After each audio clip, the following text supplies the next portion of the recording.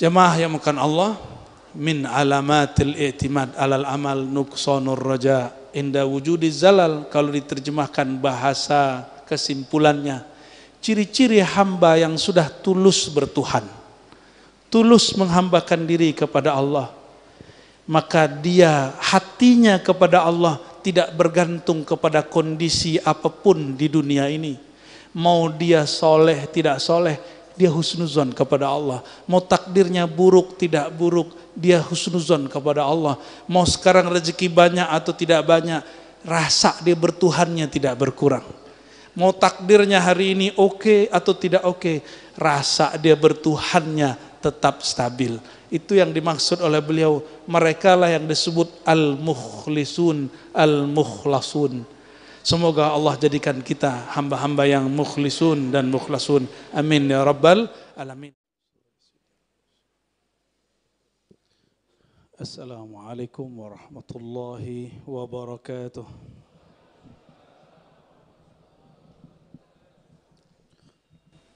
Alhamdulillahil hakim alladzi 'allamana bil hikam. Asyhadu an la ilaha illallah wa asyhadu anna Muhammadan abduhu wa rasuluh. Allahumma salli wa sallim wa barik ala sayyidina Muhammad. Allahumma salli wa sallim wa barik ala sayyidina Muhammad. Allahumma salli wa sallim wa barik ala sayyidina Muhammad wa ala alihi wa ashabihi wa li baitihi wa dhurriyyatihi ajma'in. أما بعد اللهم أخرجنا من ظلمات الوهم والجهل إلى المعرفة والعلم ومن البغض إلى الحب ومن التفرق إلى الوحدة آمين يا رب العالمين. Puji syukur kepada Allah. Alhamdulillah kita masih dibersamakan dengan para ulama, para ahli zikir, para fuqaha, orang-orang yang bersanad kepada baginda Nabi Muhammad sallallahu alaihi wasallam. Agama tanpa sanad sama dengan orang ngaku dokter tapi nggak pernah kuliah. Sama dengan ngaku dokter tapi nggak pernah kuliah kedokteran. Cuma nulis aja namanya dokter. Ya. Dan sanad itu garansi kita, dan itu adalah khususiyah hadhil ummah, kekhususan umat ini. Maka kita syukuri kehadiran beliau-beliau yang saya hormati semua, para kiai, para masyayikh, para habaib, para mursyid, para khalifah-khalifah thariqah, para muqaddam, para pemimpin-pemimpin majelis yang tidak mungkin kami sebutkan satu persatu. Katanya tadi ada sahabat saya Kiai Ramli ini. Oh iya, beliau ya. Masya Allah, dulu kurus, sekarang berjaya. Alhamdulillah ya. Dulu belum putih. Barakallah Kiai ya. Masya Allah. Kami dulu ngaji kepada Syekh Hasan Hitu ya. Ada dulu Syekh Hasan Hitu dari Suriah, masih hidup. Beliau buat sekolah tinggi agama Islam Asy-Syafi'i di Cianjur. Saya enggak dibuat di Jakarta, dibuatnya di Cianjur. Itu yang ngajar rata-rata orang Suriah. Mereka Syafi'i, Asy'ari, bertasawuf. Ya, sayang adanya di Cianjur. Kalau di Jakarta, ramenya bukan main itu. Ya. Taib. Di depan saya ada kitab favoritnya antum semua ini. Kitab Al-Hikam ya.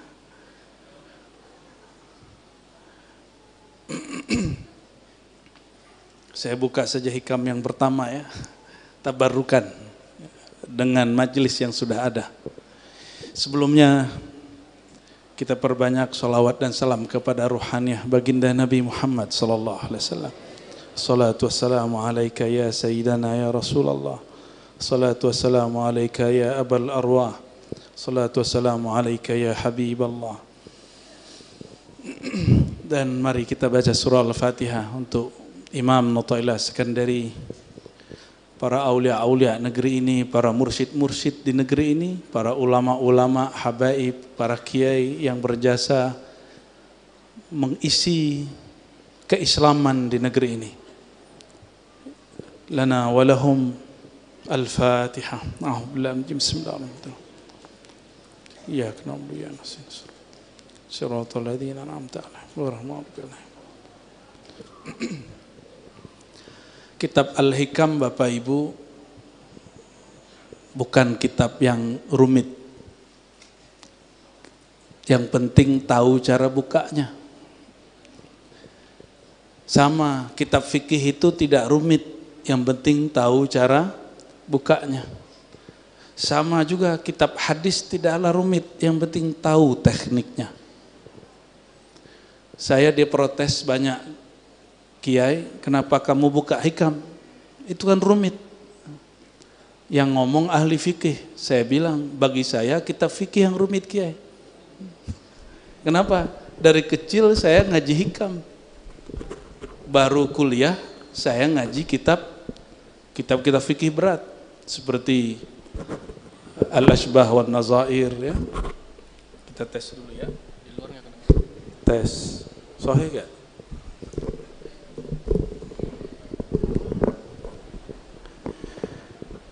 Kata orang ngaji akidah berat. Berat kalau nggak tahu cara bukanya. Dulu ada Abah Anom di Suryalaya. Salah satu muridnya buka ilmu tasawuf di TV. Diprotes oleh temannya. Diadukan si murid kepada guru. Oh, ternyata dari dulu sudah biasa murid itu cemburu sama murid yang lain. Diadukanlah si murid kepada guru. Ternyata di kitab-kitab kita baca sama. Si murid diadukan oleh murid yang lain. Diadu. Kalau gurunya bukan wali Allah, itu gurunya kena kesusupan. Kena was-was minal jinnati wan nas. Hati-hati. Jadi guru itu nggak mudah juga. Apa kata beliau? Kalau yang buka ahlinya nggak apa-apa. Maksud beliau, kalau yang buka ente baru masalah. Tapi kalau yang buka ahlinya nggak ada masalah. Imam Bukhari diadu dengan gurunya, namanya Muhammad Az-Zuhli, di kota Nisapur. Tengkar jadinya. Tapi beliau kemudian menghindar terakhir. Ya, itu terjadi. Jadi guru murid kemudian diadu orang kena. Tapi Imam Bukharinya mengalah. Makanya Bapak Ibu, saudara-saudariku, tidak begitu kenal dengan nama Zuhli. Betul nggak? Kenalnya lebih kepada Al-Imam Al-Bukhari. Maka Allah sayang kepada orang yang ngalah. Ya. Baik. Jadi kalau ada orang ngajar satu kitab lalu berhenti karena dikatakan begitu, itu tanda, mohon maaf, dia belum bermakom di situ. Dia ngikut selera orang, bukan orang harus ikut selera dia. Guru kalau begitu, dia tidak akan tahan mengajar. Nabi Muhammad kalau begitu mengikuti selera masyarakat yang tadi aja, ngikutin selera masyarakat, maka beliau akan berhenti berdakwah. Ya.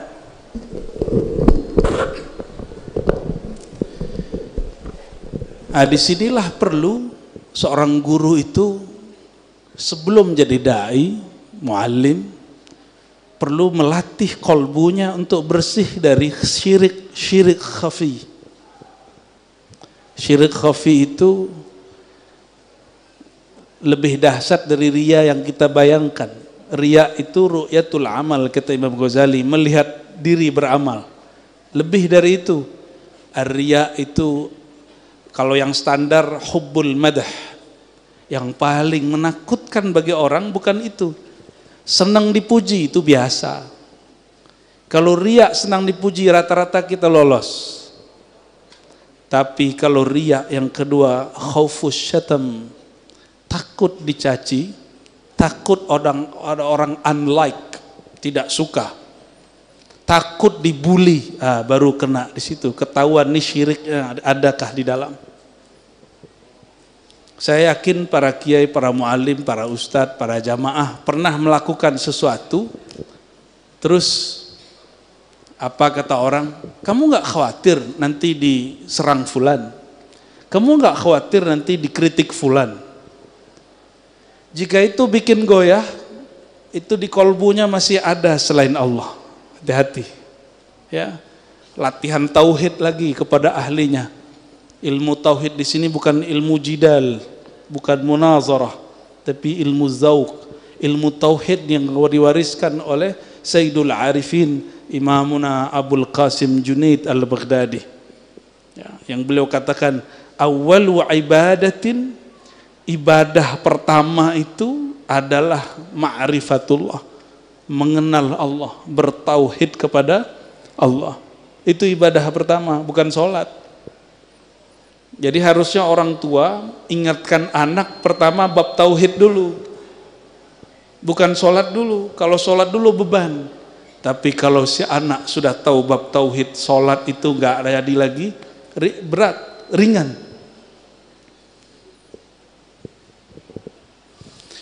Jadi kalau baca hikam, apa beda dengan fikih? Kalau fikih Bapak Ibu, itu bagian dari ilmu zahir. Ilmu akidah itu zahir juga, tapi akliyat, pakai akal. Maka dibagi sifat wujud, apa sifat nafsiyah, wujud, kidam, baqa, ya. Ada salbiyah, ma'ani, ma'nawiyah. Kotak-kotak begitu itu akliyah. Kenapa? Karena pikiran kita itu suka disusun sesuatu di sini.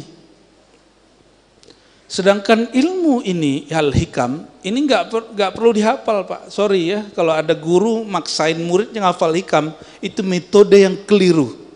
Hikam ini bab suluk. Murid suluk dia langsung hafal ini isinya, nggak usah dia kemudian persiapan ngajar. Dia suluk, lalu dia ngaji secara harfiah, nanti dia paham. Oh ini yang aku baca itu.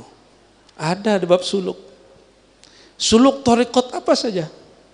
Apakah Syazili, apakah Naqsyabandi, apakah Samani, Qadiri, terserah thariqat, yang penting dia sahihah.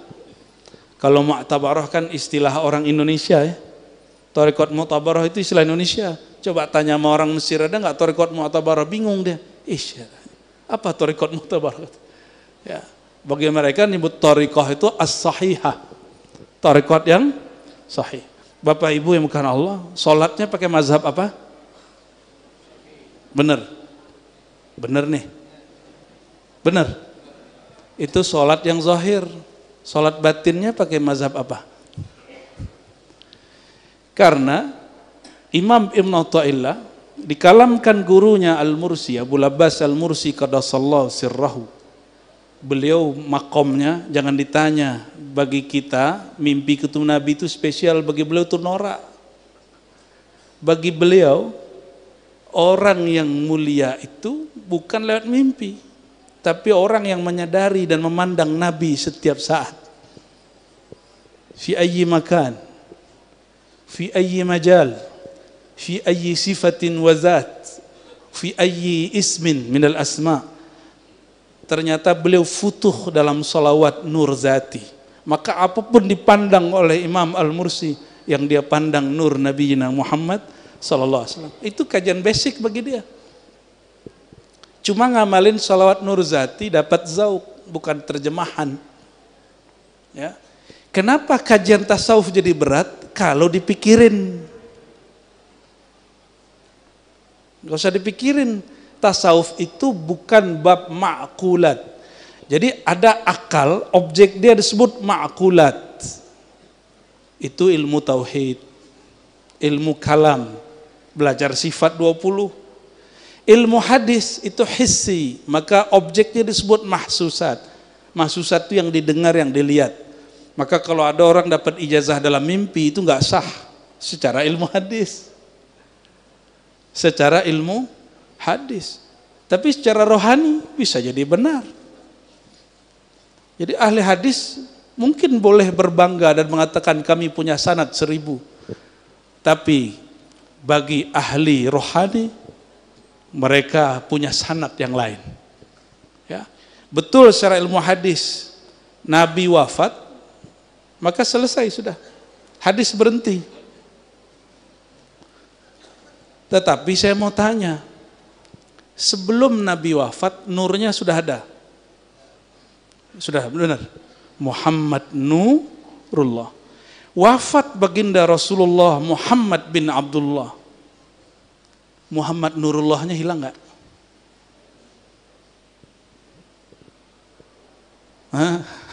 Gimana?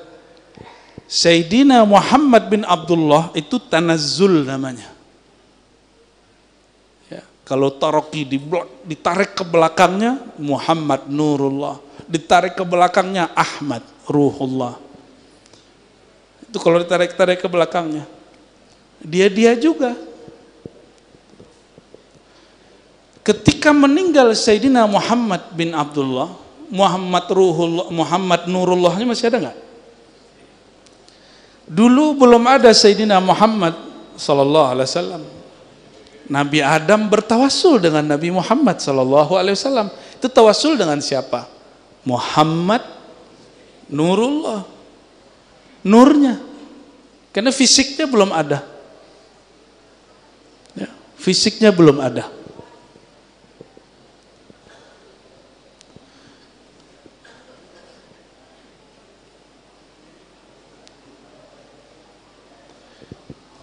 Oke, saya kasih pertanyaan lagi. Ini berat nggak dari tadi? Bisa ngikuti? Ya, biasanya yang nggak nerima itu Ustadz. Ya, ini kok kajian berat nih kok dibuka. Berat menurut Ustadz belum tentu menurut orang yang tasdik walaupun dia awam. Ya, belum tentu menurut orang yang awam, penting dia tasdik. Ustadz Kiai, mohon maaf kalau nggak tasdik ilmu ini sulit terima. Walaupun sudah dapat ijazah thariqat 30. Kan ijazah wirid. Wirid, kalau wirid mah gampang Pak. Saya punya ijazahnya banyak. Tapi ilmu hakikat, ilmu kemakrifatan, itu jalan pintas kepada Allah Subhanahu wa taala. Antum pilih duduk sama ulama atau wiridan 70.000, pilih. Pilih mana? Hah? Benar? Ya, itu ada di kitab ini.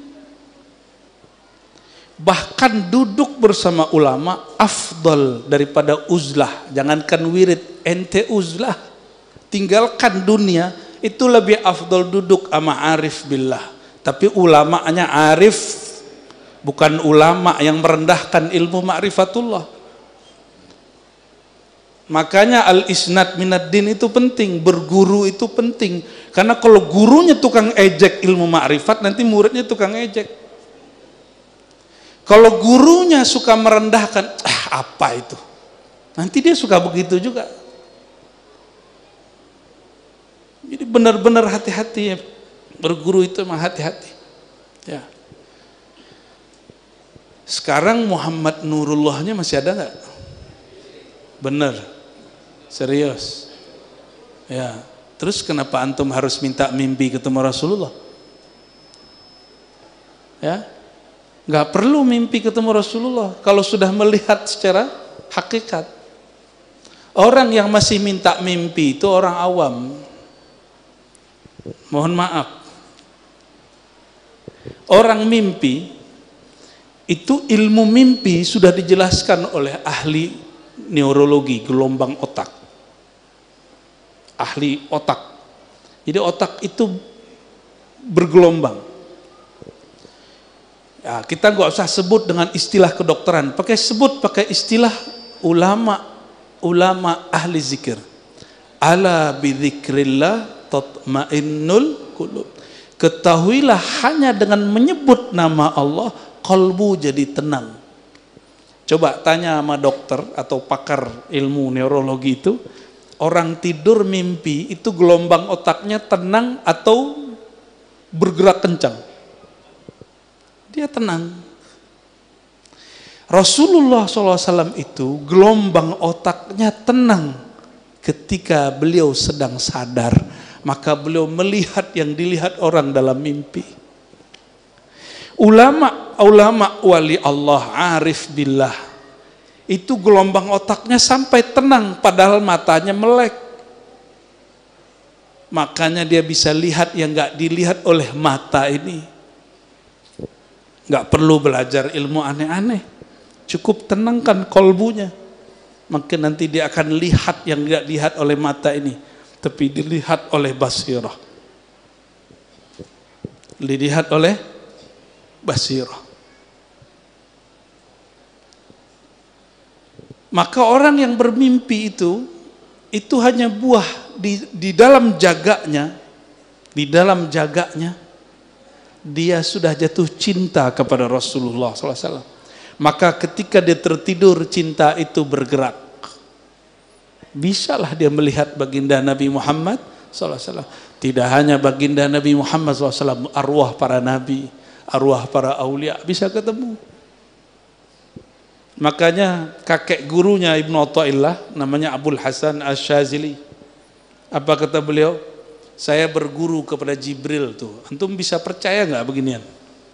Ada di kitab Lataiful Minan, kitab standar itu di tasawuf. Apa kata beliau? Aku ngaji kepada Jibril, ngaji kepada malaikat, ngaji kepada arwah-arwah, bahkan ar-ruh al-akbar. Saya awal baca kitab itu agak ngeri juga bacanya. Tapi setelah kita kemudian mengkomparasikan ilmu agama, ilmu kedokteran, kan ilmu ini sama dari Allah semua. Barulah kita faham. Ibnu Athaillah As-Sakandari ini kolbunya sangatlah tenang. Saya mau tanya Pak, ini pernah saya tanyakan kepada orang-orang di luar. Kitab ini ditulis sebelumnya di kolbu guru atau di kertas yang ada di lemari guru? Sebelum buku ditulis, ilmunya di mana? Di kertas yang lain atau di kolbu guru? Maka untuk memahami kitab Al-Hikam mesti pakai kolbu. Mesti pakai kolbu. Jadi ini ilmu kolbu. Jadi cara supaya memahami satu kitab itu mudah, pahami dia dengan kuncinya. Jangankan ini, anggap ilmu itu rumah, ada pintunya. Kalau kita punya rumah 2 pintu, salah kunci kebuka nggak? Padahal masih satu rumah. Oke, saya ulangi. Punya rumah nggak? Oke, ada pintu di rumah. Bentuk pintunya sama, bentuk kuncinya mirip, cuma beda giginya sedikit. Bisa buka nggak? Ini dia ilmu. Ilmu apa saja? Antum mau bicara ilmu apa saja setelah ini boleh, yang penting tahu cara bukanya. Mau bicara fikih, mau bicara filsafat, katanya filsafat haram. Kalau haram filsafat, haram belajar matematika. Karena matematika itu ilmu yang muncul dari ilmu filsafat. Ini pada belajar matematika nggak? Ya, kayaknya nilainya 4 ini. Ya. Adakah ilmu di alam semesta tidak bersumber dari Allah? Ada nggak? Semua ilmu bersumber dari yang ada. Orang berilmunya tidak amanah. Nah, makanya ada orang gunakan zikirnya untuk membunuh orang. Santet, tapi islami kata dia. Santetnya soleh. Ya, pakai hizib. Ngeri kali. Itu ciri-ciri orang dapat istidraj. Apa kata dia? Kalau ada orang ganggu aneh pasti hancur. Nah, ada orang ngomong begitu? Ada orang ngomong begitu? Ente kena istidraj. Itu orang nggak punya kolbu. Belagu amat. Ada orang ganggu kita, hancur, dan dia bangga. Orang mau ganggu aneh, mati, tuh dia bangga. Apakah Rasulullah begitu? Enggak. Rasulullah SAW enggak begitu. Bapak Ibu yang bukan Allah, selama ini orang ngaji tasawuf, mohon maaf, identiknya wirid. Wirid itu hanya 1% dari tasawuf. Ijazahan itu cuma 0,0 sekian persen daripada tasawuf. Tasawuf itu ujungnya cuma satu. Anta'budallah ka'annaka tarah. Ya. Ta'buda itu terjemahan harfiahnya menyembah. Tapi kalau terjemahan Sayyidina Abdullah bin Abbas, anta'rifa, engkau mengenal Allah seakan-akan melihatnya.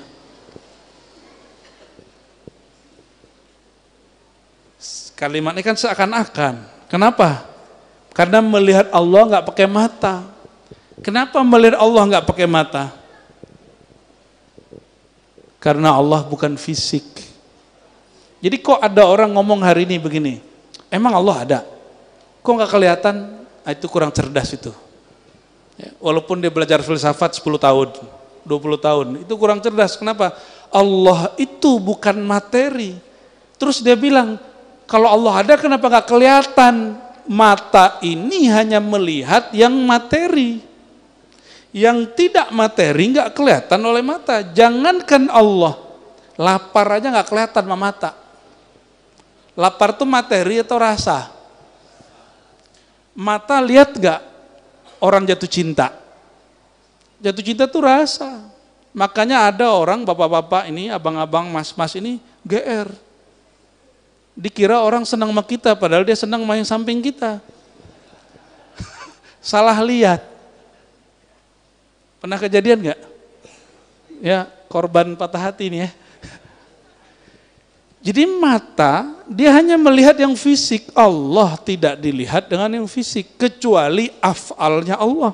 Bisa kita lihat dengan fisik. Jadi marahlah seorang ustadz di kampung seberang sana, saya nggak boleh cerita kepada kami. Ente bilang Allah nggak bisa dilihat, saya lihat Allah katanya. Waduh, ngeri kali Pak. Ente ngeliat Allah, iya. Saya ngeliat Allah dirimu, waduh. Terus di tembok kelihatan juga, iya. Saya tanya di kelihatan nggak? Kurang hajar dia itu. Ya. Kok bahasanya melihat Allah di semua tempat? Itu bahasa begitu nggak pas. Yang pas itu ra'aitu fi'lallah. Aku lihat perbuatan Allah. Kalau perbuatan Allah kelihatan. Ini kelihatan nggak saya hari ini? Malam ini. Allah lagi ngapain? Allah malam ini ngapain? Malam ini nih ngapain Allah nih? Lagi dudukin saya di atas mimbar. Terus bicara depan antum. Ya itu salah satu perbuatan Allah. Yang terlihat perbuatan Allah, bukan Allah. Ngaji halus sunnahnya begitu. Kalau mata nggak bisa lihat. Maka ketika Imam Mursi mengatakan, aku melihat Rasulullah di semua hal, itu yang dia lihat dengan kolbunya, yaitu melihat nur baginda Nabi Muhammad sallallahu alaihi wasallam. Ini langsung ngegas ya. Saya tahu di sini tempat orang wiridan Syaziliyah, maka saya langsung ngegas di sini. Ya. Mohon maaf kalau ada Pak Kiai kurang berkenan ya.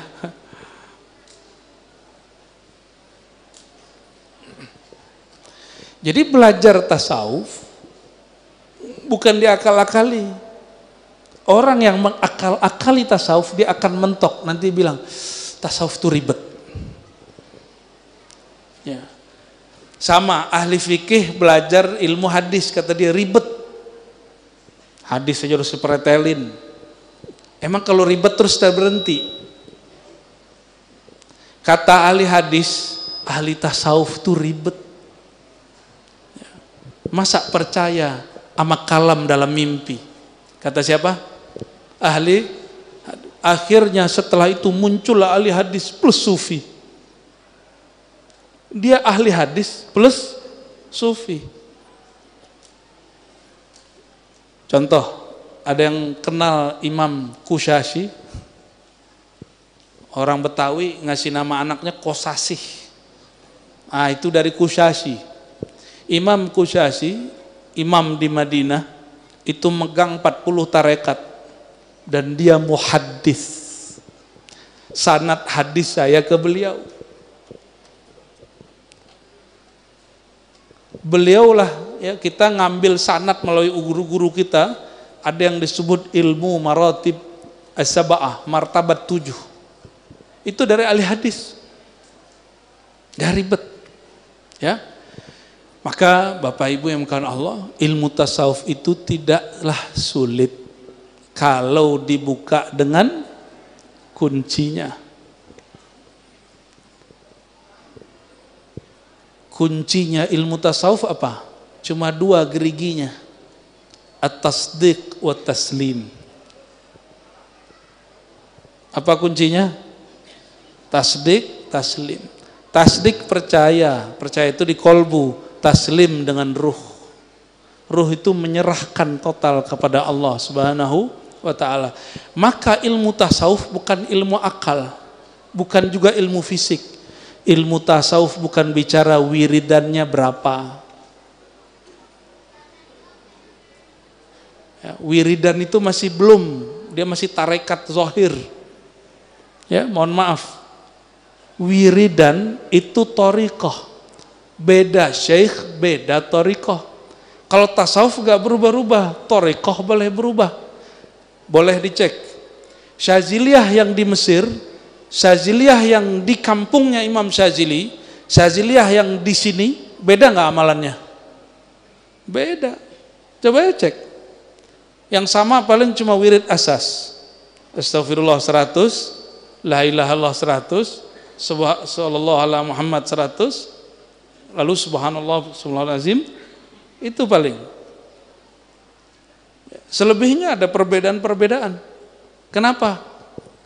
Karena thariqah itu berubah, revisinya ada setiap masa.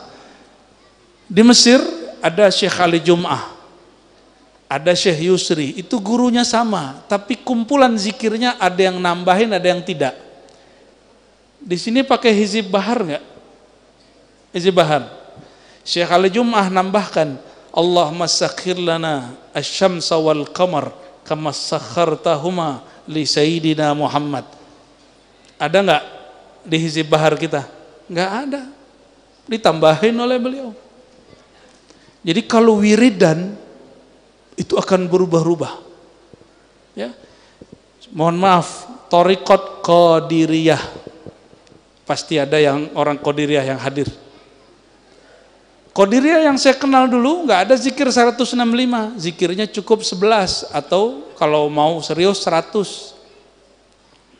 Tapi Syekh Ahmad Khatib Sambas, beliau mengajarkan muridnya 165. Maka disebutlah Qadiriyah wan Naqsyabandiyah. Di tempat yang lain beda lagi. Ah, itu jalan. Tapi kalau tasawuf gak berubah. Bapak Ibu yang bukan Allah, ini sering saya sampaikan. Ini yang paling mudah sebelum baca yang pertama. Kita ini sudah bertasawuf tanpa disadari. Contoh, kita bilang ke anak, nak yang ikhlas ya, jangan pamrih. Itu adanya di kitab fikih, akidah atau tasawuf? Di mana Pak? Tasawuf apa fikih? Ya. Kita ngomong ke anak, nak, yang penting kamu jujur.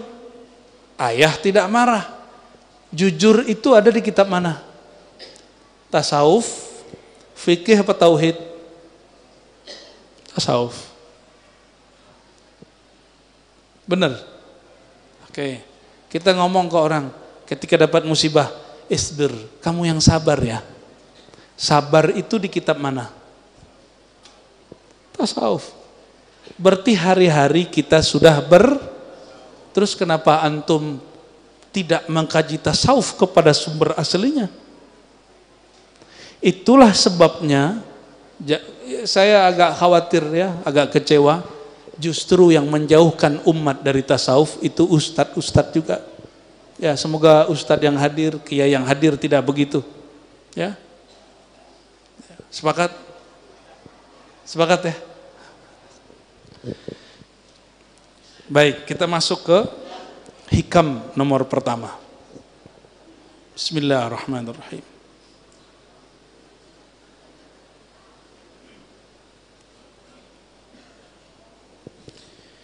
Min alamatil i'timad alal nyandar ke dalam dirinya sendiri.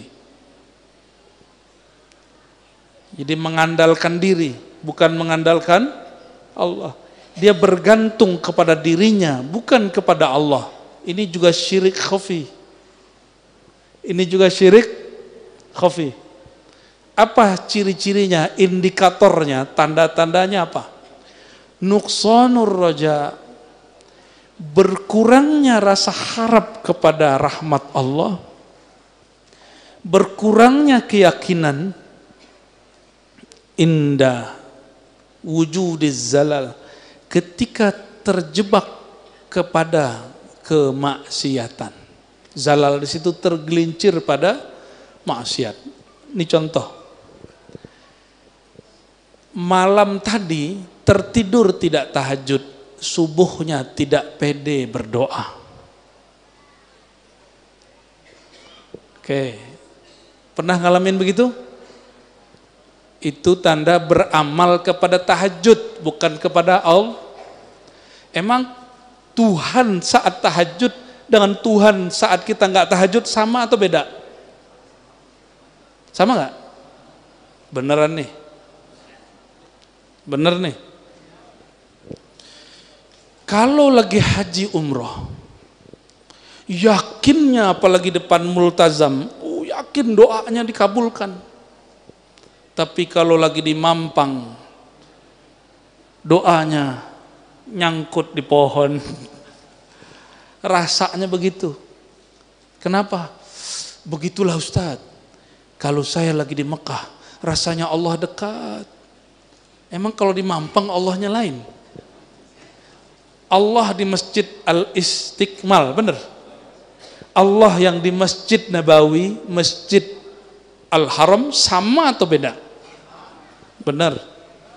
Serius? Terus kenapa Allahnya berubah-ubah? Allahnya yang dekat atau antum yang menjauh? Jangan-jangan. Yang ada, kalau antum di Mampang, suasana hatinya tidak fokus, sehingga terasa jauh. Kenapa? Amalnya sedikit. Ya. Kalau lagi di Masjidil Haram, amalnya banyak. Saya mau tanya, mohon maaf. Emang Allah akan melihat kedekatan seseorang melalui amal yang belum tentu diterima itu? Itu amal antum di sana juga belum tentu diterima, di sini juga belum tentu diterima, sama kok. Haji umroh, haji sekali seumur hidup wajibnya, umroh juga sama. Sedangkan sholat berapa kali sehari? Harusnya orang habis sholat lebih yakin dia daripada habis haji. Kenapa? Haji cuma sekali Pak, wajibnya. Kalau sudah haji sekali, yang keduanya sunat apa wajib? Kalau habis sholat zuhur kemarin, besok sholat zuhurnya wajib nggak?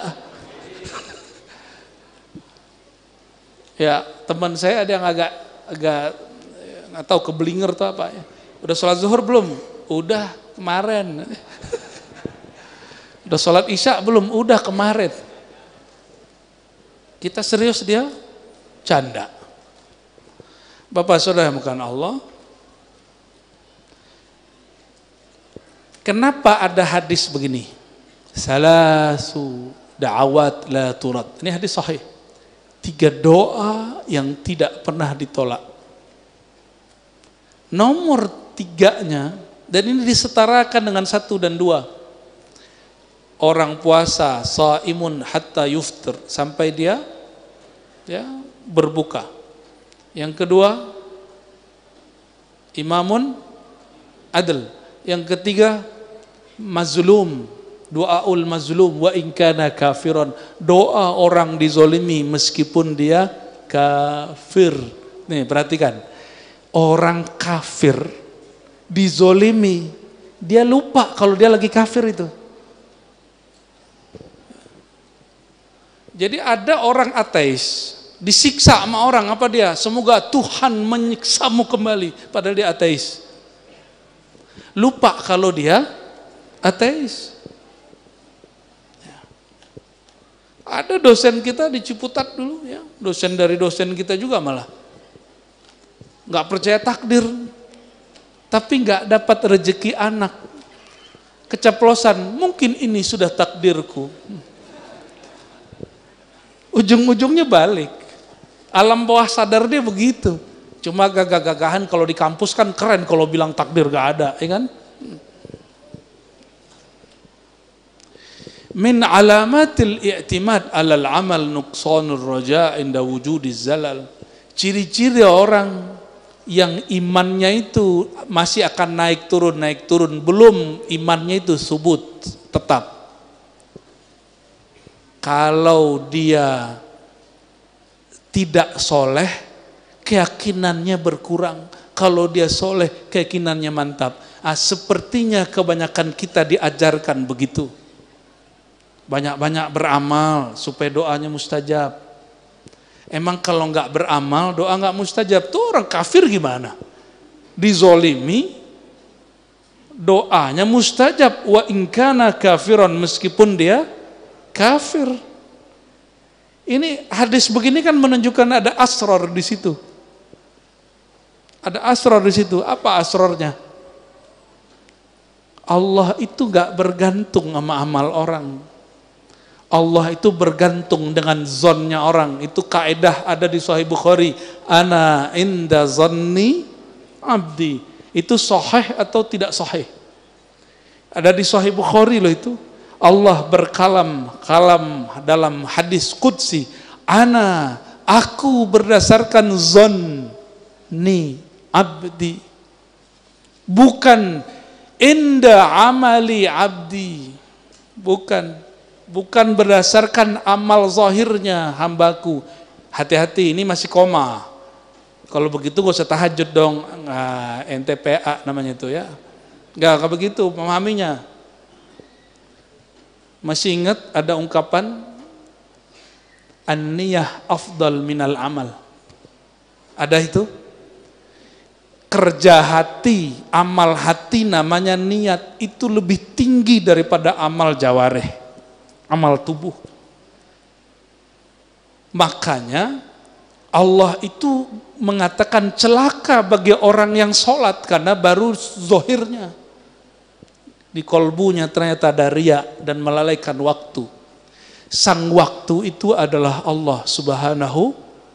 Jadi kalau disebut alladzina hum an salatihim sahun, mereka terhadap sholatnya mereka lalai.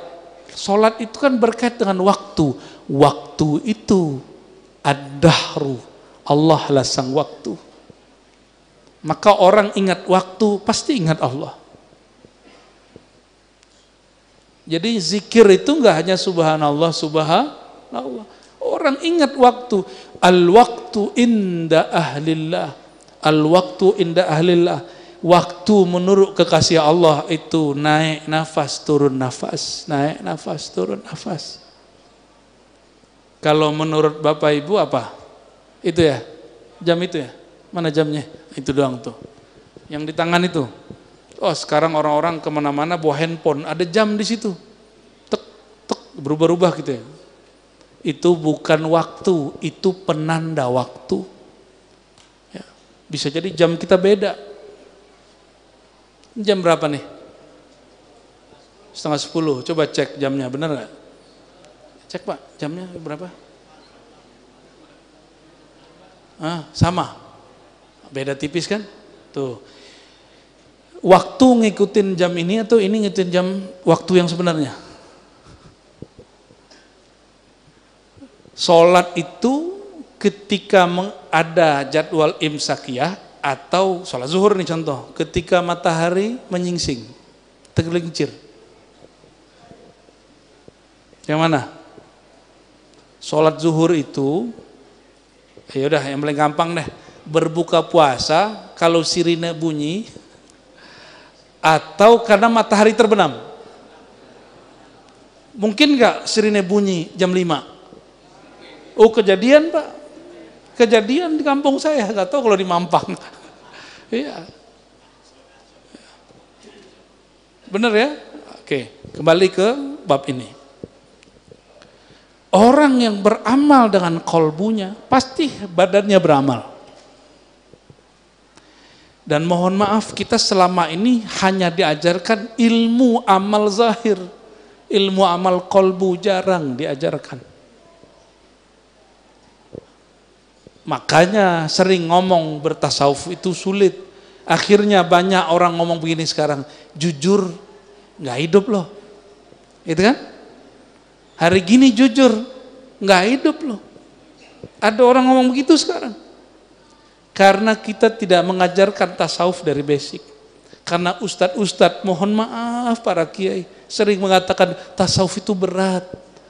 Kalau bagi saya yang berat itu zikir 1000, tahajud, itu berat tuh. Tapi kalau jujur itu nggak berat. Ya. Selama ini yang antum bayangkan tasawuf wirid, ya kan? Bener. Itu belum ujung tasawuf, itu baru jalan menuju tasawuf. Nah, orang udah rame tuh, karena kalau dalam jalan ini nanti ada tour leadernya, namanya mursyid. Mursyidnya meninggal tengah jalan, berebut jadi sopir, berebut jadi tour leader. Uduh, maka Imam Sya'rani mengatakan hati-hati terhadap bab kemursidan, bab pemimpin majelis, pemimpin zikir, di situ nanti syaitan bisa masuk. Hati-hati, di situ ada egois, ada orang berebut di situ. Ya, sudah banyak, dan itu bukan hanya terjadi di Indonesia, terjadi dari masa ke masa.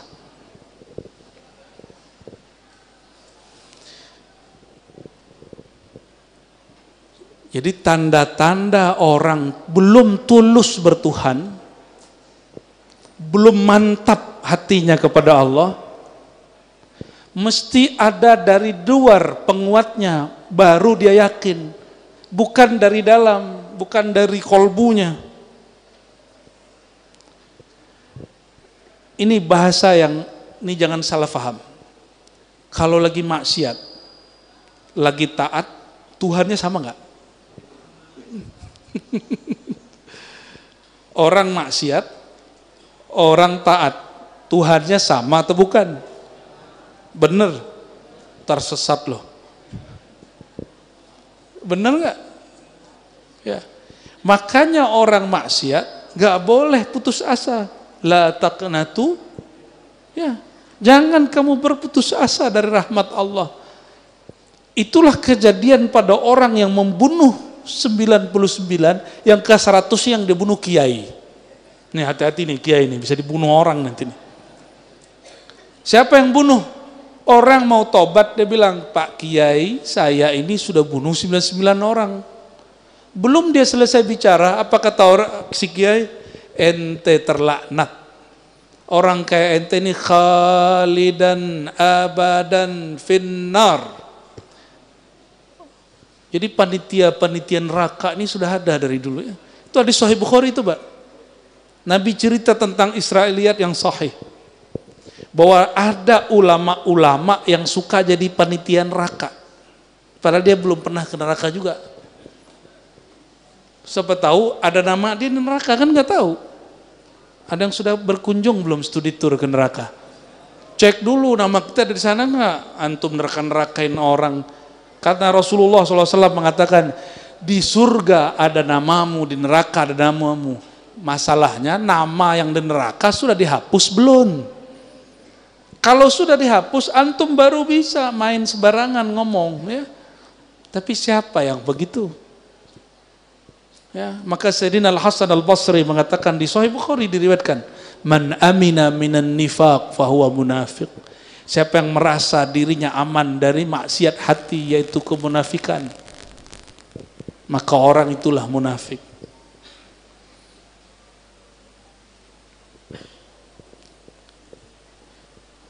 Oke, pertanyaannya diulang lagi ketiga kali nih. Tuhan saat maksiat,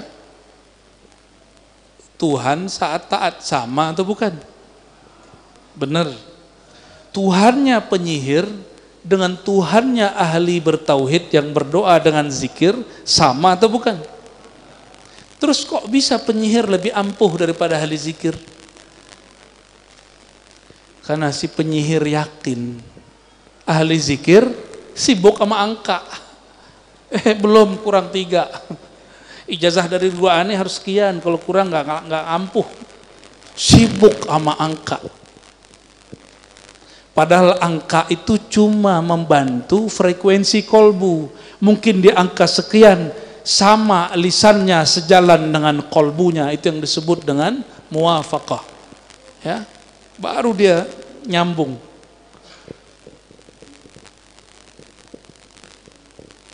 Jadi gimana? Orang ahli sihir, mantranya sihir, dengan wiridnya ahli zikir, Tuhannya sama nggak? Benar. Sekarang ada orang nggak berzikir, juga tidak bermantra dengan sihir. Tuhan dia masih sama nggak dengan yang berdua tadi? Sama. Tuhannya Nabi Muhammad SAW dengan Tuhannya iblis sama nggak? Benar. Cuma mereka beda jalan. Tuhan Nabi Adam dengan iblis sama. Benar sama. Kita cek di Quran. Di Quran Nabi Adam berdoa, Rabbana zalamna. Orang pakai na, menunjukkan beliau ini merendah, nggak egois. Ya Allah, kami salah. Padahal Nabi Adam yang jebak siapa? Iblis. Tapi kalau iblis ngomong apa? Rabbi anzirni. Ya Allah, wahai Tuhanku, bukan Tuhan kami. Yang diminta oleh iblis apa? Kekal sampai kiamat. Nabi Adam menyalahkan dirinya, sedangkan iblis tidak menyalahkan dirinya. Itu aja bedanya. Tuhannya sama. Tuhannya sama. Oke. Ini pertanyaan-pertanyaan begini untuk merangsang yang terpendam Pak selama ini. Karena selama ini orang anggap ilmu ini berat, padahal ringan. Nabi Khidir. Ngapain Nabi Khidir? Waktu ketemu Nabi Musa, Nabi Khidir ngapain? Perahu dibolongin. Terus apa lagi? Anak dibunuh. Terus apa lagi? Ya. Ya, oke. Abad 3 berarti ya? Oke. Ketika Nabi Khidir ditanya, jawaban dia apa?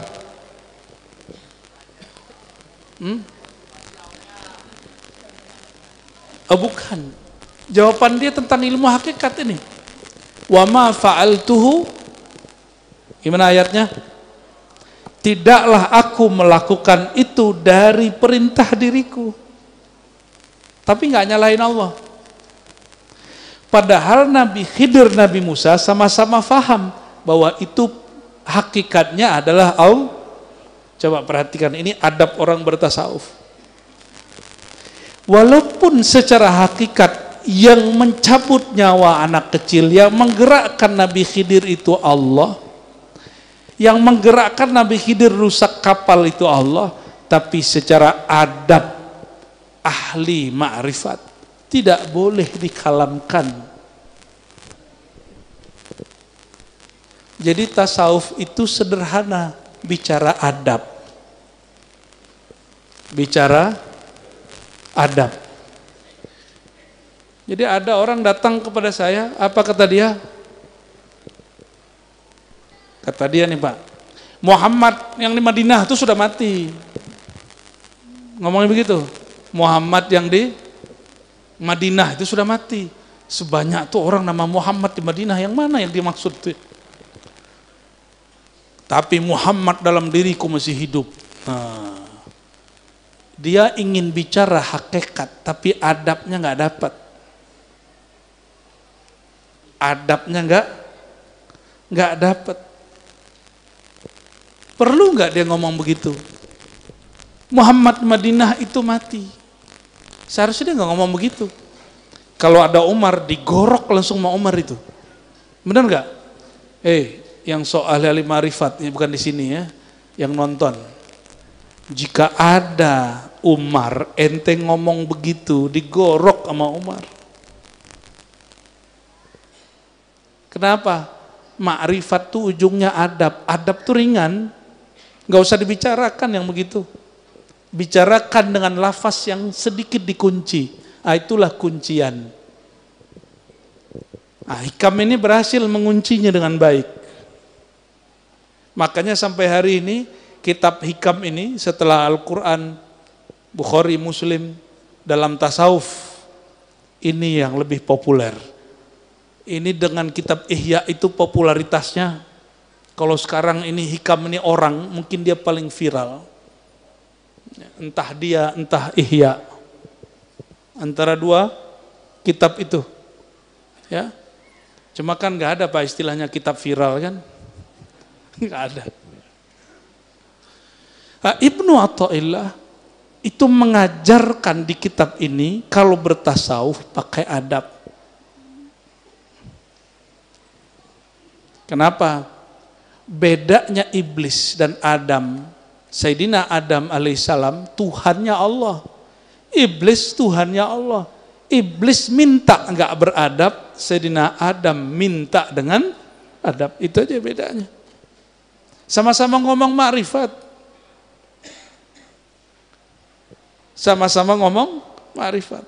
Nabi Muhammad sudah diizinkan bertemu zatullah. Tapi Sayyidina Muhammad tidak pernah mengatakan ana Allah. Disitulah Al-Hallaj kena. Meskipun secara ilmu hakikat Al-Hallaj itu benar, tapi secara adab Nabi Muhammad yang makomnya lebih tinggi dari Hallaj nggak pernah ngomong begitu. Makanya yang menyidang dia wali juga, sama dengan Syekh Siti Jenar. Saya percaya dengan makom beliau. Tapi karena dia berbicara sesuatu yang Nabi Muhammad SAW tidak membicarakannya secara terang-terangan, tapi dia bicarakan, maka dia kena hukum melanggar adab, bukan hukum dosa, bukan hukum sesat seperti yang dibayangkan sebagian ahli akidah. Kenapa? Karena Al-Hallaj Syekh Siti Jenar bukan bicara bab akidah. Nah ini rumus kepada kiai-kiai yang masih ngotot bilang Al-Hallaj itu kafir, Syekh Siti Jenar itu sesat, itu salah kamar. Ini imam bukan bicara bab tauhid versi ahli kalam. Ini imam bicara tauhid versi ahli hakikat. Maka di atas hakikat ada ma'rifat. Ma'rifat itu disebut al-ma'rifah al-muhammadiyah.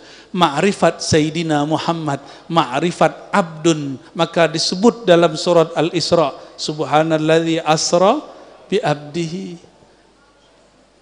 Abdun itu adalah puncak adabnya ahli ma'rifat.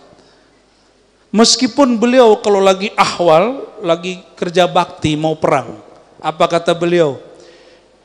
Ma khalallahu batila ala ma khalallahu batila. Sahih Muslim, Sahih Bukhari. Ketahuilah selain Allah batil sia-sia tiada. Nabi ditanya bab hakikat, ya, Nabi bersenandung dengan bab hakikat. Diambil kalam labid. Baik.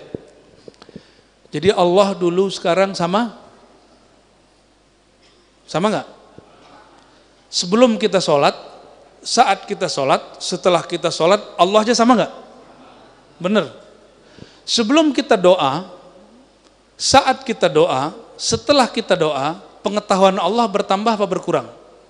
Atau sama aja? Saya ulangi, ini pertanyaannya agak panjang. Sebelum antum doa, lalu setelah berdoa, pengetahuan Allah tentang hajat antum bertambah atau sama?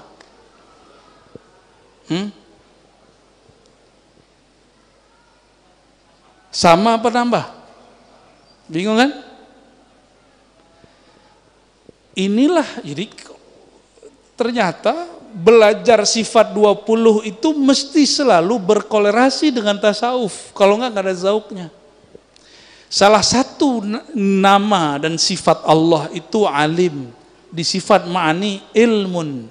Ma'nawiyah kaunuhu aliman. Benar enggak? Allah itu tahu. Saya tahu karena diberitahu. Saya tahu tadinya belum tahu. Kalau pengetahuan Allah, Dia maha tahu tanpa diberitahu. Dulu Dia tahu, sekarang Dia tahu, nanti Dia tahu. Itu tidak berubah, sama. Maksud saya paham nggak ujungnya? Kata doa. Doa itu memberitahu ke Allah atau bukan? Halo, antum kalau doa lagi ngasih tahu Allah atau bukan? Ngasih tahu? Minum dulu, nyesek juga kalau begini nih.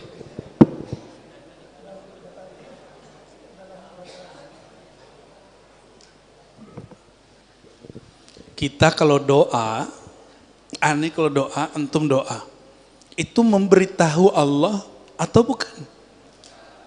Wah, mulai mikir nih, mulai loading nih.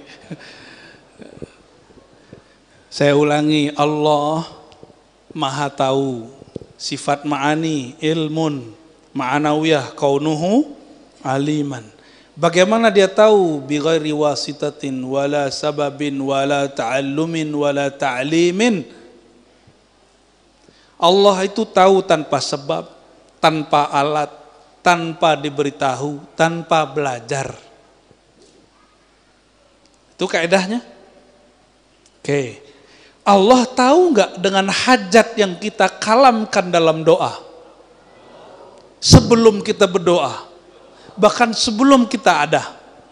Benar nih. Sebelum antum ada, Allah sudah tahu belum yang bakal dibaca dalam doa itu? Terus doa kita untuk apa? Gak usah doa gitu. Gak usah doa gitu. Jadi doa untuk apa? Ya, ini yang terpendam nih, kecerdasan terpendamnya ini ya. Orang ngaji hakikat ma'rifat pasti cerdas rohaninya. Walaupun di sekolah IQ-nya rendah. Batin dia nanti akan bahagia. Karena itu terpendam, biasa dipukul-pukul terus. Tasawuf tuh rumit. Akhirnya otaknya yang tadinya sudah mulai mau serius, mundur lagi. Enter belajar tasawuf, ente gila. Mau serius, mundur lagi. Betulan tetangga ada yang gila, habis talqin sama Syekh Fulan. Ternyata kita kena prank, orang ini sudah gila duluan, baru talqin. Nih saya pastikan, orang yang gila belajar tasawuf, dia sudah gila duluan.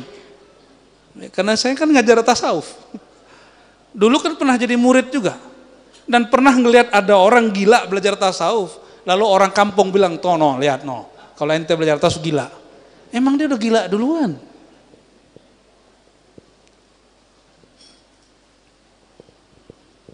Oke. Kalau Allah pengetahuannya sama, dulu, sekarang, dan nanti sebelum kita ada, Allah sudah tahu apa yang mau kita kalamkan, yang mau kita minta. Terus doa itu apa? Bukan memberi tahu, bukan mengingatkan Allah yang lupa, karena Allah tidak pernah lupa. Ini kebanyakan orang awam berpikir Allah itu lupa dengan hajat dia. Allah itu lalai dengan dia. Makanya wajib belajar sifat 20 digabungkan dengan ilmu tasawuf, baru bernilai hafalan sifat 20-nya. Kalau enggak cuma ngapalin isi kitab, zauknya enggak ada, rasanya enggak ada. Oke, kita clearkan benar-benar. Antum doa sekarang untuk apa? Ngasih tahu Allah lagi? Kan Allah udah tahu, ngapain dikasih tahu? Apaan tuh?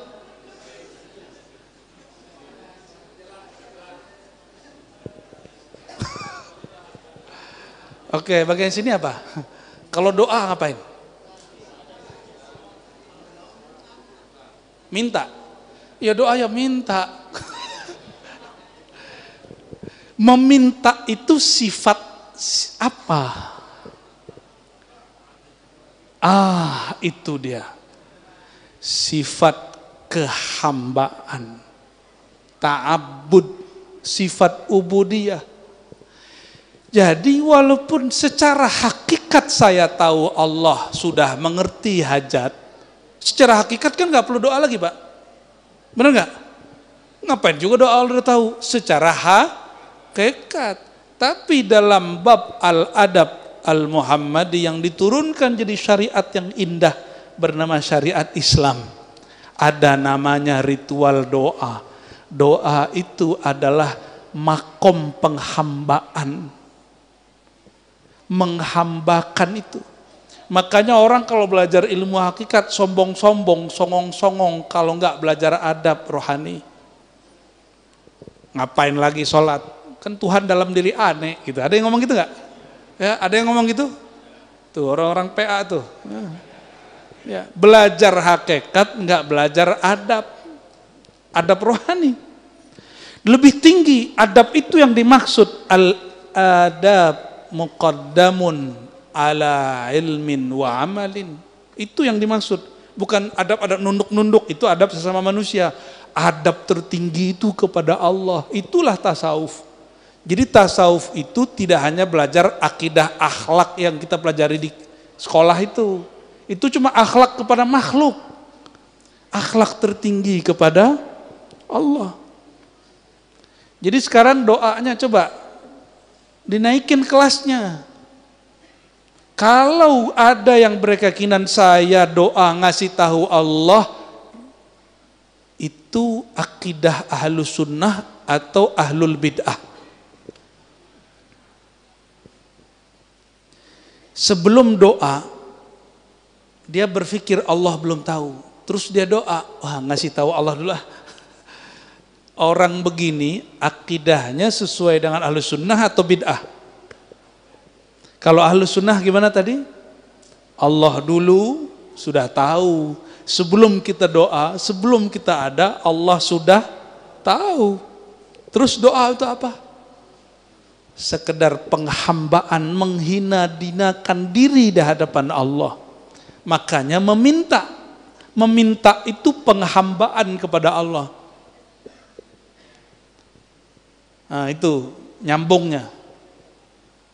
Antum faham begini, doa satu cukup. Rabbana atina fid dunya hasanah wa fil akhirati hasanah wa qina adzabannar. Udah sampai semuanya itu udah. Cuma orang kalau faham bab begini, dia pakai dalam rohaninya. Dia berdoa, nggak pengen berhenti. Justru tambah suka berdoa. Baru terasa lezatnya meminta. Jadi kenapa sekarang kita kalau berdoa itu kayak maksa, kerasa kayak dipaksain gitu. Apalagi doanya dapat ijazah dari guru, kata guru. Ini baca 3000 kali, dilihat bahasa Arabnya Masya Allah, tulisannya kayak ular. Ini ijazah dari kiai di Mampang nih ya. Dibacanya berapa kali? 3000. Bentuknya kayak. Jadi kita ini selama ini sering datang ke kiai yang diminta cuma wirid, itu beban Pak. Nah, di hikam yang sudah sering ngaji hikam, apa kata beliau? Syaikhuka man la yutaibuka. Gurumu bukan yang suka membebanimu, membuat kamu lelah dengan wirid riyadhah. Gurumu adalah orang yang membuat semua wirid, semua mujahadah, semua riyadhah menjadi mudah. Dia sama-sama zikir 1000, Bagi yang pemburu wirid jadi beban. Bagi orang yang sudah kenal ilmu hakikat dan adab, 1000 itu jadi asik. Zikirnya sama, tapi rasanya beda. Makanya kalau belajar di YouTube, dapat zikir 1000 ijazah online, dengan ketemu kiai, lalu disebutkan rahasianya, itu 1000 yang dari YouTube itu rasanya berat, yang dari kiai rasanya ringan. Itu energi orang ketemu. Bapak Ibu yang bukan Allah, saudara-saudariku, yang tadi itu berat atau biasa aja? Menurut saya sih biasa aja. Ini biasa, cuma jarang dibahas. Jarang dibahas toh, padahal dia biasa aja. Dia cuma membahas sifat 20. Cuma membahas doa yang selama ini kita kerjakan hampir setiap hari. Ibu-ibu sukanya ngapain? Nazar, benar nggak? Dia kira nazar bisa merubah takdir, itulah awam. Bapak Ibu, maka tauhid itu terbagi 3. Tauhid awam. Awam ini mengira peran dia berpengaruh pada Allah.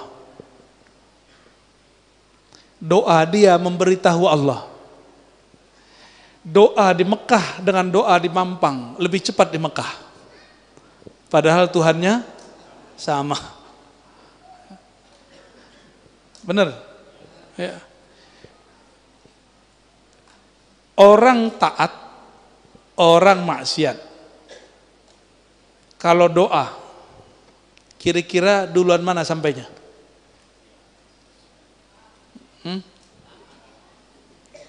Lah sama-sama nyampe. Emang Allah jauh dari orang berdoa? Allah jauh nggak dari orang berdoa? Sejak kapan Allah jauh? Sejak kapan Allah jauh? Yang jauh itu si hamba merasa jauh. Allah pernah jauh nggak? Allah nggak pernah jauh. Ini jugalah perdebatan antara orang yang mengharamkan tawasul. Kata yang mengharamkan tawasul, Allah kan dekat. Betul Allah dekat, tapi ente sudah merasa dekat belum? Kalau belum merasa dekat, sebutlah nama orang yang dekat. Tapi bukan minta kepada dia. Itulah hakikat tawasul. Jadi di Inggris itu beberapa ada ulama perempuan, satu Wahabi, satu Ahlu Sunnah dari India dua-duanya, itu hijrah ke Inggris. Itu di live kan debat mereka. Apa kata si ulama perempuan Wahabi ini? Untuk apa kamu bertawassul? Innallaha qarib. Allah itu dekat. Ud'uni astajib lakum. Ya. Berdoalah, pasti aku jawab. Apa kata yang Ahlu Sunnah, yang perempuan? Betul, ayat yang kamu baca benar. Masalahnya bukan Allah dekat. Masalahnya apakah rasa dekat itu ada di hatimu? Karena rasa dekat itu belum muncul di dalam hati, maka sebutlah nama hamba Allah yang dekat. Sayyidina Muhammad sallallahu alaihi wasallam, Syekh Abdul Qadir Jilani, Abul Hasan Syazili, Bahauddin Naqsyabandi, terus sebut saja. Yang suka tawassul, saya mau tanya ini survei langsung. Minta ke Syekh Abdul Qadir atau minta ke Allah? Berarti tidak syirik. Jadi kasih tahu sama mereka yang bilang tawassul itu syirik, ya. Nah, kembali ke sini. Nah, ini bagian. Ini sampai jam berapa nih, Pak?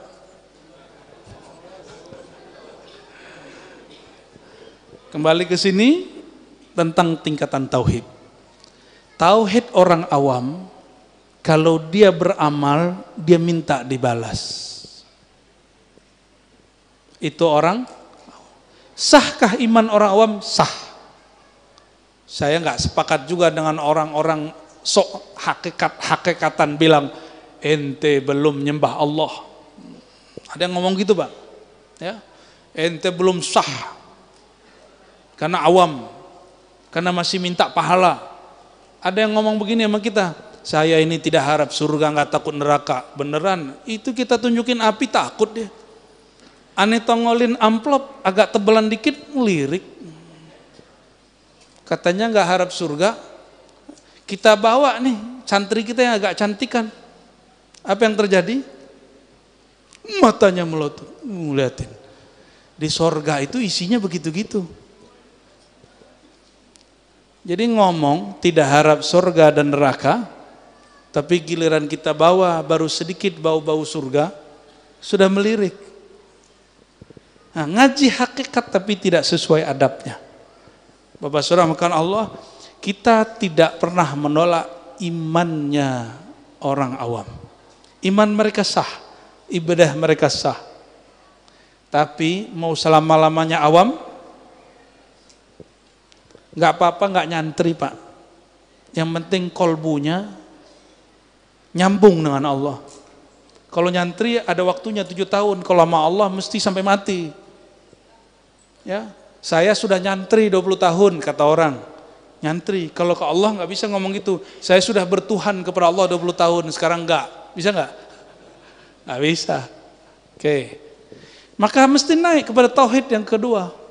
Tauhidus salikin, tauhid orang yang sudah mulai bersuluk, menempuh jalan. Para pesuluk ini yang dia cari ketenangan jiwa. Tambah tenang, maka dia cari. Maka orang-orang begini akan pindah-pindah thariqah, pindah-pindah zawiyah, pindah-pindah rubat, pindah-pindah padepokan, ganti-ganti mursyid. Benar? Karena yang dicari apa? Nyari ketenangan. Mulai dari ilmu cakra, aura, apalagi prana, latifah, latifah yang 7, latifah sirriyah, qalbiyah, ruyah, semua dipelajari. Yang penting dapat ketenangan hati. Dia kira tujuan hidup dia cari tenang. Ini menurut orang pesuluk, makanya pada doyan amal, doyan wirid. Dikira dengan wirid banyak hati tenang. Benar, kalau dia nggak wirid dia gelisah. Padahal yang menurunkan ketenangan bukan wirid. Siapa yang nurunin ketenangan? Benar. Huwallazi anzalas sakinata fi qulubil mu'minin. Dialah yang menurunkan ketenangan ke dalam kolbu, bukan ke otak. Maka walaupun dokter bisa galau, ya, bukan kepada kiai, kiai itu gelar dari masyarakat. Bukan kepada mursyid, mursyid itu gelar dari guru kepada murid yang diangkat jadi mursyid. Ketenangan itu turunnya, nama pintunya adalah qulubil mu'minin. Jadi as-sakinah turun ke kolbu, dan kolbunya mesti percaya, yakin. Jadi mau tenang, jadi kolbunya mukminin. Mukminin itu artinya bukan bersyahadat, tapi orang percaya. Syahadat ketinggian. Syahadat di ilmu marifat ketinggian, Pak. Cukup percaya. Percaya itu nggak mesti lihat. Kalau syahadat mesti ada buktinya, real. Maka syahadat, kajian syahadat agak berat. Tapi kalau iman gampang, ad-dinu yusrun, beragama itu mudah. Nah, syahadat yang ada dalam rukun Islam itu syahadat mengikuti orang yang percaya. Itu syahadat imaniyah, bukan syahadat musyahadah. Nah, ini bagian terakhir.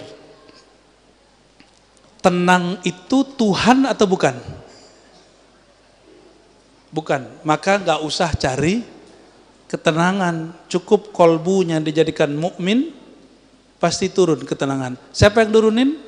Allah. Maka tauhid yang ketiga, dia nggak nyari tenang, dia nggak nyari cahaya, dia nggak cari aura, dia nggak cari prana, dia nggak mencari cakra dan latifah, dia nggak cari hikmah. Apa yang dia cari? Ilahi anta maksudi. Yang tujuan dia yang nurunin sakinah. Yang nurunin, kenapa kalimatnya bukan nazzala tapi zala. Oh, itu ada rahasianya. Kalau nazala itu berproses dia sampai sekarang. Tapi kalau anzala sekali turun, sekali orang percaya kepada Allah, selama-lamanya kolbunya pasti tenang. Nah, inilah kata Imam Abul Hasan Asy'ari. Menjadi closing kita, dan itu menjadi akidahnya Imam Syazili. Apa kata Imam Asy'ari? Al-iman la yazidu wa la yanqus. Imam Ahlus Sunnah nih. Iman yang di kolbumu tidak akan naik, tidak akan turun, dia tenang. Itu yang disebut kolbu yang sudah tenang. Tetapi mazahirul iman, penampakan iman seperti wiridan, seperti sholat, seperti amal-amalan zahir, itulah yang bertambah, itulah yang berkurang.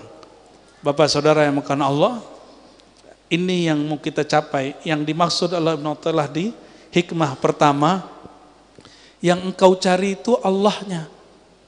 Seandainya tidak diturunkan ketenangan, masih nyembah Allah enggak? Benar.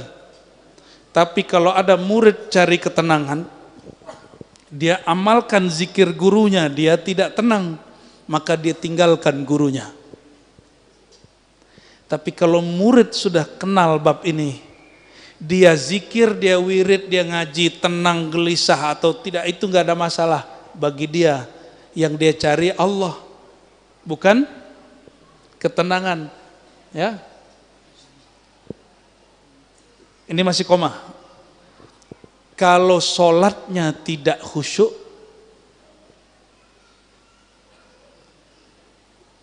lalu ada sholat yang khusyuk. Kalau sekarang sholatnya nggak khusyuk, perasaan bertuhannya berubah nggak dengan ketika sholatnya khusyuk?